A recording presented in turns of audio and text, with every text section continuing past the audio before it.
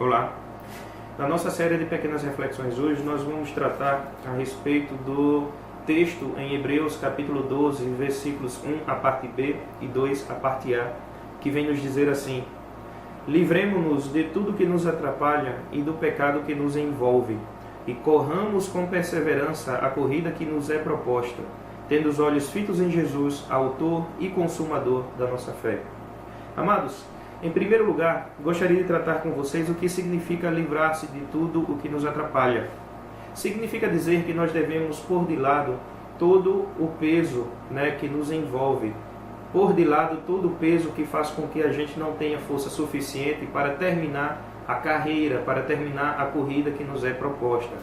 E esse peso, amados, pode significar, não apenas algum pecado que nós temos em específico em nossa vida, mas também significa coisas não essenciais que nós temos na nossa vida, como por exemplo a ambição humana, significa interesses próprios que nós não abrimos mão em nome de alguma vaidade, e também significa a acomodação espiritual, quando nós não temos uma vida devocional sadia com Deus, e quando nós passamos todo o nosso dia sem se lembrar de Deus, sem perguntar o que faria Jesus em nosso lugar, quando nós nos deparamos com certas circunstâncias.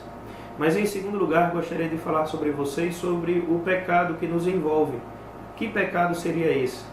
Além de todo tipo de pecado que nos é relatado na Bíblia, que nós conhecemos, significa também o pecado da incredulidade, já que nos capítulos 10 e 11 desta carta vem falar sobre esse tipo, vem falar sobre fé.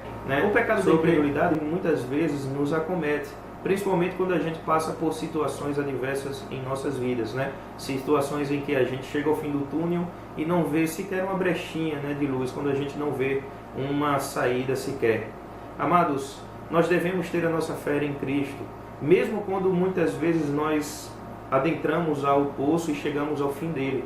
Nós devemos ter a certeza de que Deus ele está presente em nossas vidas em todos os momentos, inclusive no fim do poço. Em terceiro lugar, amados, gostaria de tratar com vocês sobre ter os olhos fitos em Jesus.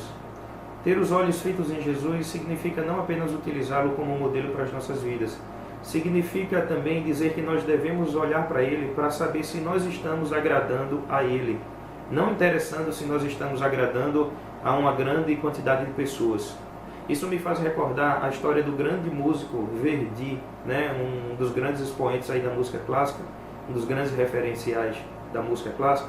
Verdi, certa vez, lá em Florença, quando ele estava conduzindo uma ópera, ele, enquanto conduzia a ópera, ele estava crente, dentro de si, de que aquela era a pior ópera da sua vida, que do ponto de vista técnico tudo estava dando errado.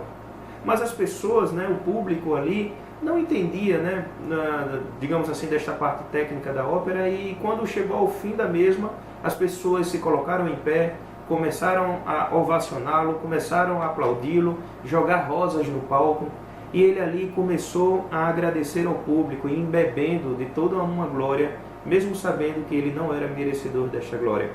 E quando ele olhava para o público, ele se deparou com um senhor sentado. Foi o único que não se levantou, foi o único a não ovacioná-lo. E se tratava nada mais, nada menos do que Rossini, um outro grande mestre da música. E Rossini olhou para ele, meneou a cabeça e disse: "Oh Verdi", como quem dissesse: você está se embebendo de uma glória que você não merecia. Da mesma forma é a nossa relação com Jesus. Nós devemos ter em mente que nós não estamos aqui para agradar as pessoas, nós estamos aqui para agradar a Jesus. Devemos ter os nossos olhos fitos, devemos trabalhar, devemos laborar na nossa vida espiritual, mas com os olhos em Jesus, para saber se nós estamos agradando a Ele, tão somente a Ele. Que Deus nos abençoe.